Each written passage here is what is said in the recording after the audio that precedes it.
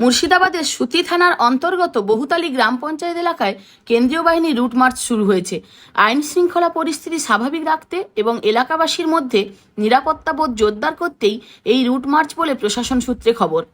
এদিকে মুর্শিদাবাদের শামশেরগঞ্জ এলাকাতেও কেন্দ্রীয় বাহিনী রুট মার্চ করছে। উল্লেখ্য, সাম্প্রতিক হিংসার সময় এই বাহিনী রিজার্ভে ছিল।